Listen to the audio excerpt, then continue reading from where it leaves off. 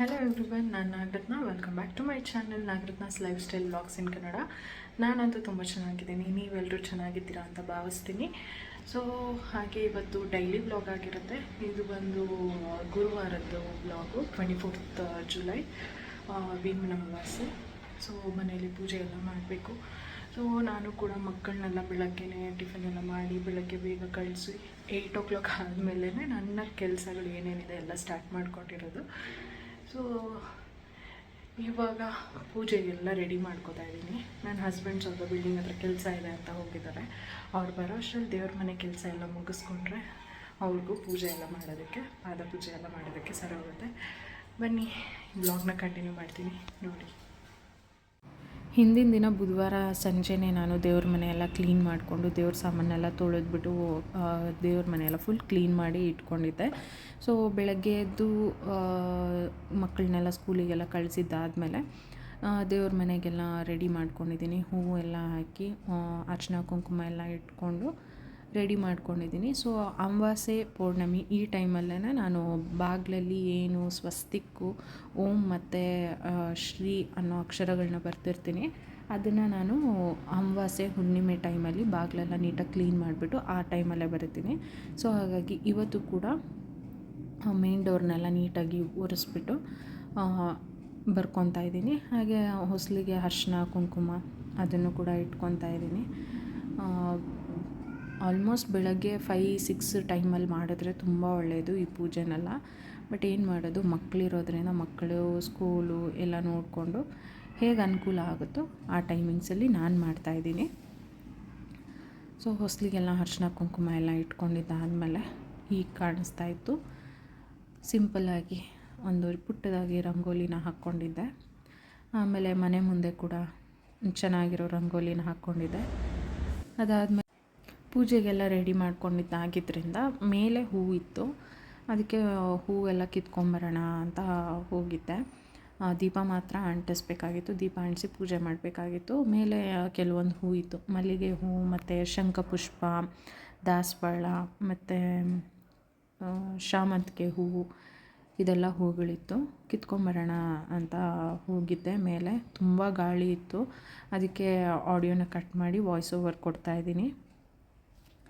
ಮಲ್ಲಿಗೆ ಹೂವು ಅದನ್ನೆಲ್ಲ ಕಿತ್ಕೊಂಡೆ. ಮತ್ತು ದಾಸವಾಳ ಹೂವು ನಿನ್ನೆ 2 ಮುಗ್ಗಿತ್ತು. ಇದೇನಿದು ಒಂದೇ ಒಂದು ಹೂ ಇದೆ, ಕಿತ್ಕೊಂಡೋಗೋಕ್ಕೆ ಯಾರೂ ಬರೋದಕ್ಕೂ ಆಗಲ್ಲ ಮೇಲೆ ಟೆರೆಸಲ್ಲಿ ಅಂದ್ಬಿಟ್ಟು ಹುಡುಕ್ತಾ ಇದ್ದೆ. ಆಗ ಹೂವೆಲ್ಲ ಕಿತ್ಕೊಂಡು ನೋಡಿದ್ರೆ ಒಂದು ಸೈಡಲ್ಲಿ ಹೂ ಬಿದ್ದಿತ್ತು. ಶಂಖಪುಷ್ಪ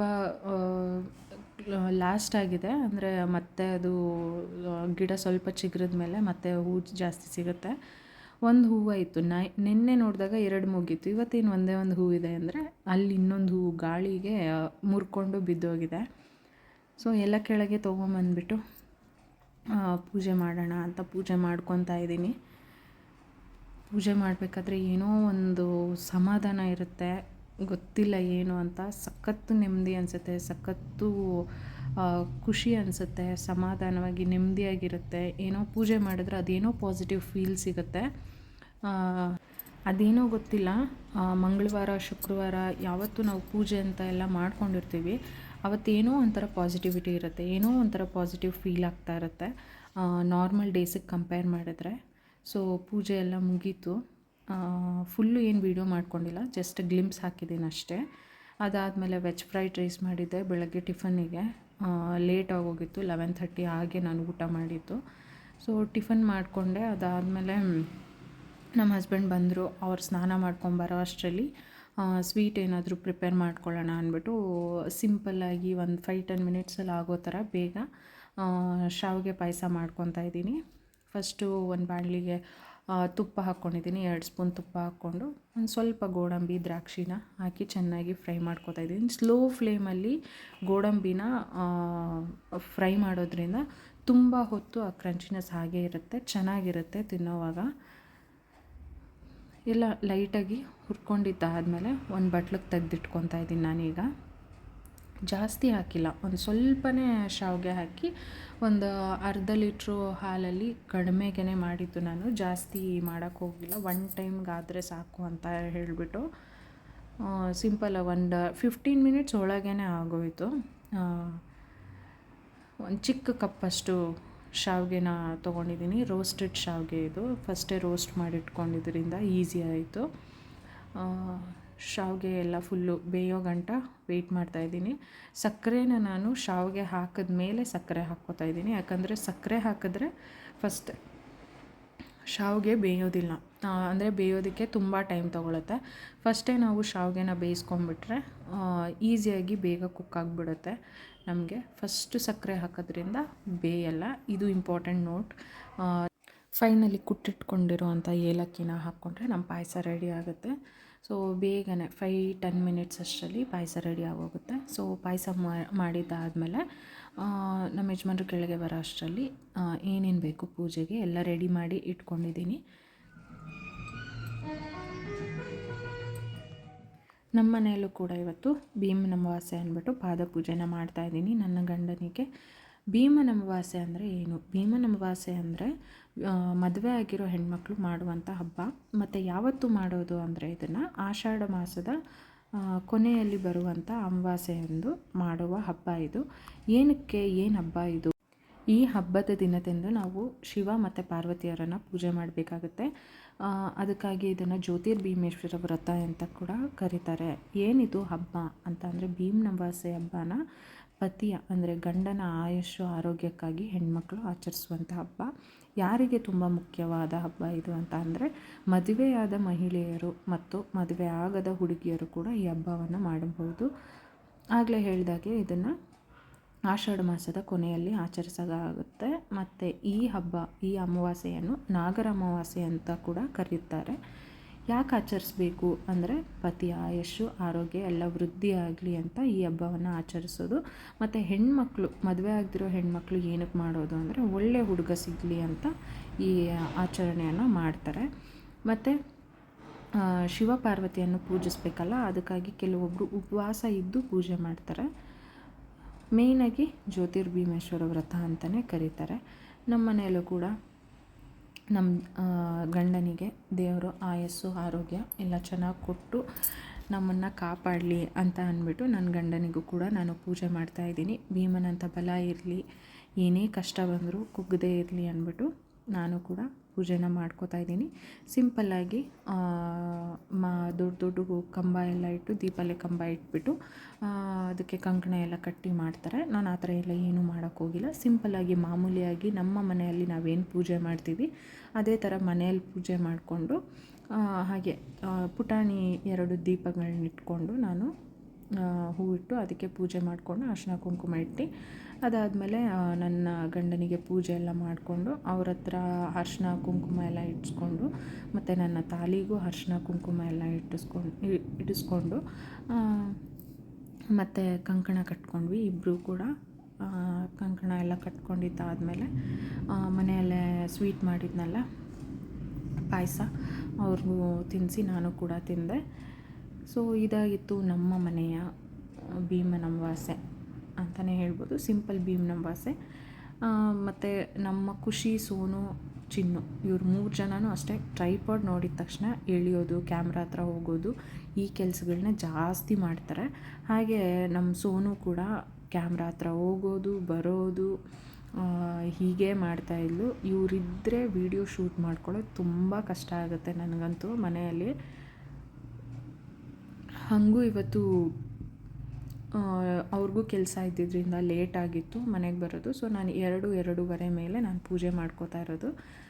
ದೇವಸ್ಥಾನಕ್ಕೆ ಹೋಗಬೇಕು ಅಂತ ಪ್ಲ್ಯಾನ್ ಮಾಡ್ಕೊಂಡಿದ್ವಿ. ಅವ್ರಿಗೂ ಕೆಲಸಗಳು ಸ್ವಲ್ಪ ಬ್ಯುಸಿ ಇದ್ದರು.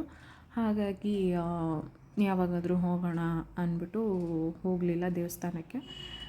ಯಾವತ್ತಾದರೂ ಹೋಗೋಣ ಅಂತ ಹೇಳಿಬಿಟ್ಟು ನನ್ನ ಮಗಳು ಪೂಜೆ ಮಾಡಿದ್ದಾದಮೇಲೆ ಗಂಧದ ಕಡ್ಡಿನ ತೊಗೊಂಡು ಆಟ ಆಡ್ತಾಯಿದ್ಲು. ಆಟ ಆಡ್ತಾ ಕೈಯೆಲ್ಲ ಸುಟ್ಕೊಂಡ್ಳು. 1 ನಿಮಿಷ ಅವ್ರ ಕಡೆ ನೋಡಿಲ್ಲ ಅಂದರೆ ಏನಾದರೂ ಮಾಡ್ಕೊತಾರೆ. ನಿಮ್ಮ ಮನೇಲೂ ಮಕ್ಕಳೆಲ್ಲ ಹೀಗೇನ ತುಂಬ ತೀಟೆ ಇದ್ದಾರಾ? ಇಲ್ಲ ನಮ್ಮ ಮನೇಲಿ ಮಾತ್ರನೇ ಈಗ ಗೊತ್ತೇ ಆಗಲ್ಲ ಒಂದೊಂದ್ಸತಿ, ಅಷ್ಟು ತೀಟೆ ಮಾಡ್ತಾರೆ. ಸೊ ಪೂಜೆ ಎಲ್ಲ ಮುಗೀತು.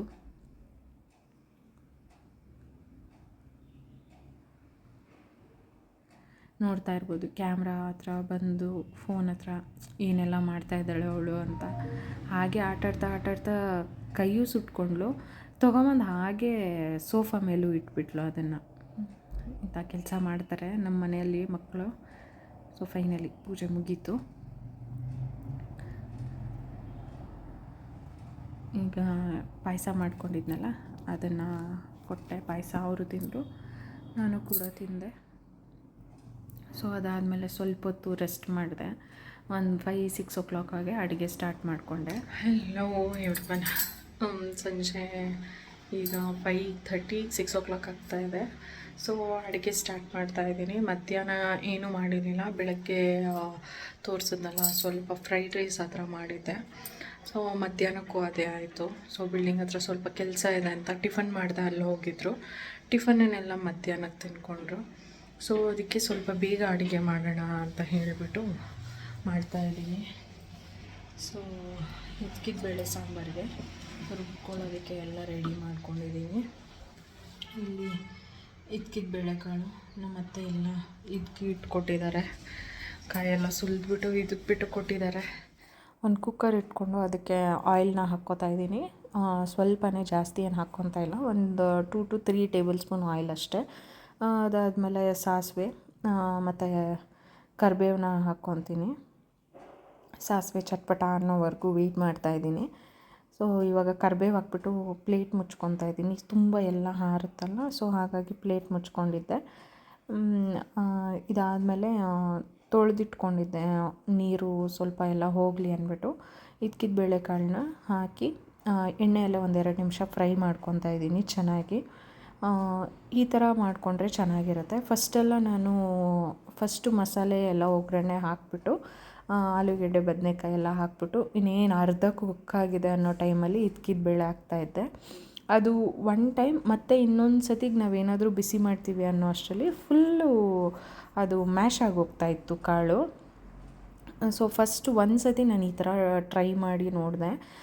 ಎಣ್ಣೆಯಲ್ಲಿ ಒಗ್ಗರಣೆ ಮಾಡಿಬಿಟ್ಟು ಅದಾದಮೇಲೆ ಅರ್ಶಿನ ಹಾಕ್ತಾಯಿದ್ದೀನಿ. ಅರ್ಶಿನ ಪುಡಿ ಹಾಕಿ ಆಲೂಗೆಡ್ಡೆ ಬದನೆಕಾಯಿ ಏನು ಕಟ್ ಮಾಡಿ ಇಟ್ಕೊಂಡಿರ್ತೀವಿ ಅದನ್ನೆಲ್ಲ ಹಾಕ್ಕೊಂಡು, ಅದನ್ನು ಕೂಡ ಎಣ್ಣೆ ಎಲ್ಲ ಹಾಕಿರ್ತೀವಲ್ಲ ನಾವು ಆವಾಗಲೇ ಸ್ವಲ್ಪ ಚೆನ್ನಾಗಿ ಫ್ರೈ ಮಾಡಿದ್ರೆ ನಾವೇನು ಸಾಂಬಾರೆಲ್ಲ ಆದಮೇಲೂ ಮತ್ತೆ ಇನ್ನೊಂದು ಸತಿ ರಿಪೀಟೆಡ್ಲಿ ರೀಹೀಟ್ ಏನಾದರೂ ಮಾಡಿದ್ರೆ ಆ ಕಾಳು ಮ್ಯಾಶ್ ಆಗೋದಿಲ್ಲ. ನೆಕ್ಸ್ಟ್ ಡೇ ಕೂಡ ಆ ಕಾಳು ನಾವು ಹೇಗೆ ಹಾಕಿರ್ತೀವೋ ಅದೇ ಥರ ಇರುತ್ತೆ. ನಾನು ಈ ಥರ ಮಾಡ್ತಾಯಿದ್ದೀನಿ. ಸೊ ಮೊದಲೇ ರುಬ್ಬಿಟ್ಕೊಂಡಿರೋವಂಥ ಮಸಾಲೆನ ಹಾಕಿ ನೀರು ಎಷ್ಟು ಬೇಕೋ ಅಷ್ಟು ನೀರು ಕನ್ಸಿಸ್ಟೆನ್ಸಿನ ಅಡ್ಜಸ್ಟ್ ಮಾಡ್ಕೊತಾ ಇದ್ದೀನಿ ನೀರು ಹಾಕಿ. ಸೊ ಇಷ್ಟೇ ಇದ್ಕಿದ ಬೇಳೆ ಸಾಂಬಾರು ಸಿಂಪಲ್ಲು. ಪ್ರೋಸೆಸ್ಸು ಏನೂ ಜಾಸ್ತಿ ಇರೋಲ್ಲ, ಸಿಂಪಲ್ಲಾಗಿರುತ್ತೆ. ಉಪ್ಪು ಹಾಕ್ಕೊತೀನಿ. ಇಲ್ಲಿ ಒಂದು 2 ಟೇಬಲ್ ಸ್ಪೂನ್ ಅಷ್ಟು ಉಪ್ಪು ಹಾಕ್ಕೊಂಡ್ರೆ ನಮ್ಮ ಇದ್ಕಿದ ಬೇಳೆ ಸಾಂಬಾರು ರೆಡಿ ಆಗುತ್ತೆ. ಇದ್ಕಿದ ಬೇಳೆ ಸಾಂಬಾರಿಗೆ ನಾನು ಫಸ್ಟೇ ರೈಸ್ ಮಾಡಿಬಿಟ್ಟಿದ್ದೆ. ನನ್ನ ಹಸ್ಬೆಂಡ್ಗೆ ಮೈದಾ ಹಸಿಟ್ಟಿನ ಪೂರಿ ಮತ್ತು ಇದ್ಕಿದ ಬೇಳೆ ಸಾಂಬಾರು ಕಾಂಬಿನೇಷನ್ ತುಂಬ ಇಷ್ಟ. ನಾನು ಕೇಳಲಿಲ್ಲ, ಫಸ್ಟೇ ರೈಸು ಸಾಂಬಾರು ಎಲ್ಲ ಮಾಡಿಬಿಟ್ಟಿದ್ದೆ. ಸೊ ಅವ್ರು ಬಂದ ಮೇಲೆ ನನಗೆ ಪೂರಿ ಬೇಕು ಅಂತ ಹೇಳಿದ್ರು. ನೈಟಿಗೆ ಪೂರಿ ಕೂಡ ಮಾಡಿದ್ದೆ. ಇದ್ಕಿದ ಬೇಳೆ ಸಾಂಬಾರು ಮೈದಾ ಹಸಿಟ್ಟಿನ ಪೂರಿ ಕಾಂಬಿನೇಷನ್ ಅಂತೂ ತುಂಬಾ ಚೆನ್ನಾಗಿತ್ತು. ಇದೆಲ್ಲ ಊಟ ಎಲ್ಲ ಮುಗಿಸ್ಕೊಂಡ್ವಿ.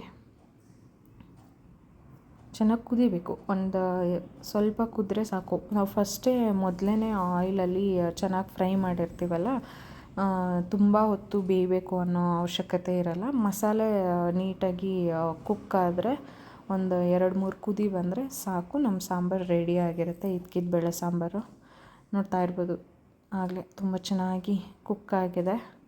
ಸಾಂಬಾರು ರೆಡಿ ಆಯಿತು. ಇದ್ಕಿದ ಬೇಳೆ ಸಾಂಬಾರು, ರೈಸು, ಮೈದಾ ಹಸಿಟ್ಟಿನ ಪೂರಿ. ಸೊ ಇದಾಗಿತ್ತು ನಮ್ಮ ಡಿನ್ನರ್. ಸೊ ಕೆಲವೊಂದು ಫೋಟೋಸನ್ನ ಆ್ಯಡ್ ಮಾಡಿದ್ದೀನಿ. ಇನ್ನೂ ಯಾರ್ಯಾರು ನನ್ನ ಚಾನಲ್ನ ಸಬ್ಸ್ಕ್ರೈಬ್ ಮಾಡದೆ ನೋಡ್ತಾ ಇದ್ದೀರೋ ಬೇಗ ಸಬ್ಸ್ಕ್ರೈಬ್ ಮಾಡ್ಕೊಳ್ಳಿ ಅಂತ ಹೇಳ್ತಾ ಲೈಕ್, ಶೇರ್, ಕಮೆಂಟ್ ಮಾಡಿ. Thanks for watching.